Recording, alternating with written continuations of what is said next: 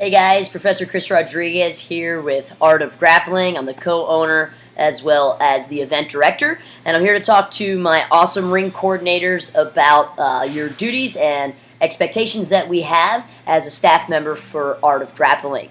Our adult competitions, we run a little bit differently from our children's competition with the logistics and the way that the brackets and setup are ran. So I want to go over specifically what we're going to do for our adult show.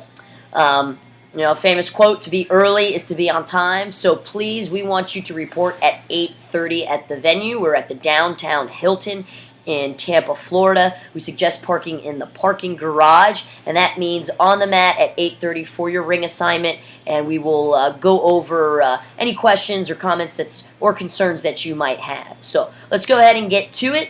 As a ring coordinator, you basically have two main responsibilities, all right? Bracketing and scorekeeping. So let's go ahead and start with the bracketing. You're going to be assigned a ring number, all right? We're going to have 6 rings, and at each table you will have a scoreboard, a red and a blue anklet, a red and a blue wristband, a pen, and a timer for timekeeping. And all of this will already be set up at the table when you get there.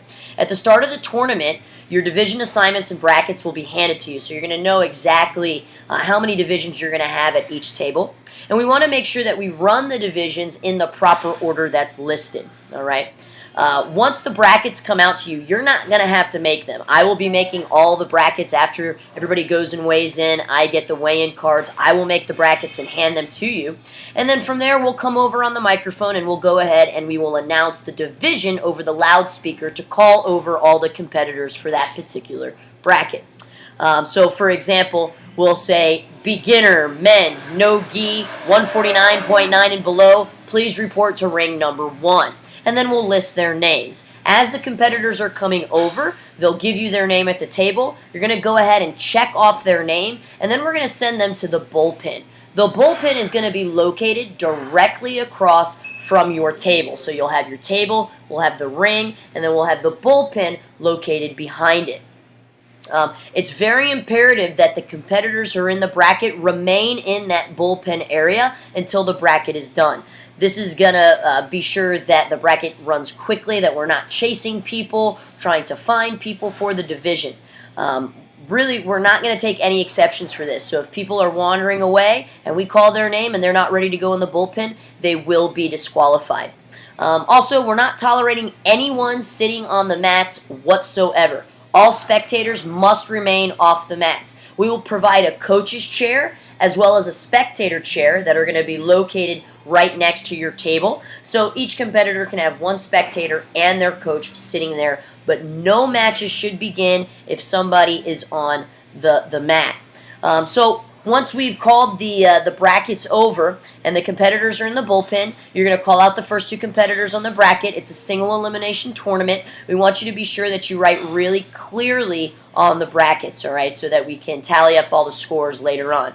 Once the bracket has been completed, we're not going to be doing awards on the mat. We have an actual award stage with all of the awards set up. So what's going to happen is once the bracket's completed, you're going to take the bracket, you're going to pop it up in your hand, and we have runners that will come and take the bracket as well as the first, second, and third place winners to our awards table, and then you're going to begin the next bracket. Again, this is to ensure a real speedy tournament. So that's it for the bracketing. Next up is the scorekeeping. There are 3 kind of aspects to scorekeeping: the time limits, the points, and the advantages. The time limits are as follows, and there will be a little cheat sheet for our ring coordinators on the table, so you don't have to memorize these, but our women and beginners divisions will do 4 minutes, intermediate will do 5, advanced will do 6, and our absolute division is going to be 7 minutes. Now, different types of points can be awarded. Normally it's just 4, 3, and 2 can be awarded to a competitor by the ref depending on the technique applied. However, at this tournament, if adults pull guard, they are awarding their opponent 1 point. So anywhere from 4, 3, 2, or 1 point can be awarded to a competitor. The referees' red and blue wristbands will determine which competitor received the points. The red place of the tape on the scoreboard depicts which side the score will be given to. So you've got a scoreboard on your table. There will be a blue piece of tape and a red piece of tape, so you know which numbers to flip over. It's pretty simple. Now, there's also something called an advantage. If a referee makes a sideway motion with their arm, this means that they are awarded an advantage point. These are the smaller centered numbers of the scoreboard. So you're going to have two larger numbers on the outside and then two smaller centered numbers on the inside, and those are going to be the advantage points. So that's the advantage, that's the point system, that's the time limit. Our referees will actually be calling out loud what the scoring is. No other tournament really does this. What this is going to allow us to do is to make sure that you can hear them as well as see them. And it's also going to allow our coaches and our spectators to understand why the referee is awarding something. So if red mounts blue, the referee would put up 4 points, red mount, and this allows everybody, including yourself, to know why they're scoring and how many.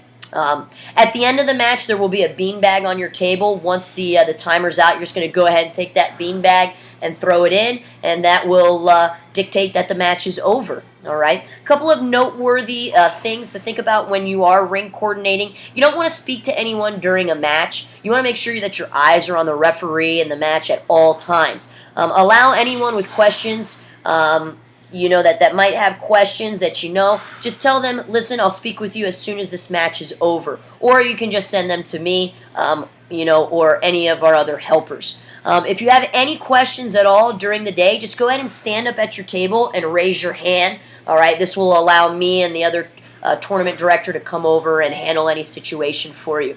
If you need to take a restroom break, please let us know. We have extra workers on hand that can relieve you for that. Please try to keep your table area clean. We will have a professional videographer walking around videotaping the matches and the tables and stuff like that for marketing and advertising. So we want to make sure everything looks nice and neat and clean. Whatever you do, do not argue with coaches, spectators, competitors. Just send them straight to the tournament director. I'll go ahead and handle any type of situation, okay? We never have a problem at Art of Grappling. That's one thing that we're really big on. We never have problems. We just find challenges, and then we find the solutions for them, all right? So just keep that in mind, that any type of issue we will go ahead and handle. That's not something you need to worry about. We will provide you with lunch at around 12:30 p.m. Probably be some sort of chips and sandwiches and drinks, something like that. And please, again, report at 8:30 in the morning.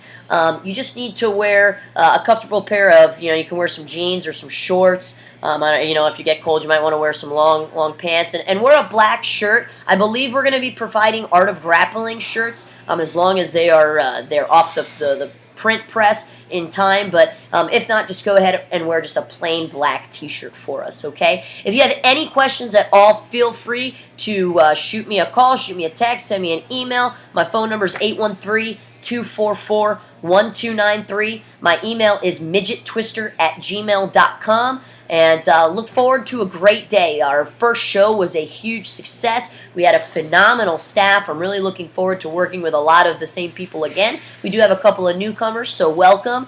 And just be prepared for a great day. Our goal is going to be done by 2 p.m. once again. We hit it last time, and we had a ton of kids. The registrations have been pouring in for the adults, so I really believe this is going to be a great show, especially with the $2,000 absolute.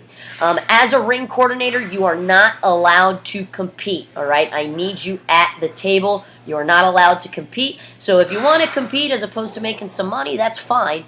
But, you need to make your decision and let me know as soon as possible. Anyways, hope you guys are having a great day. We'll see you on June 29th. If you want to come the night before, we are doing weigh-ins from 6 p.m. to 8 p.m. Friday the 28th. If you kind of want to come and check out the venue and see what everything looks like, you're more than welcome to, all right? Okay, guys, otherwise, I'll see you on the 29th. You have a great day.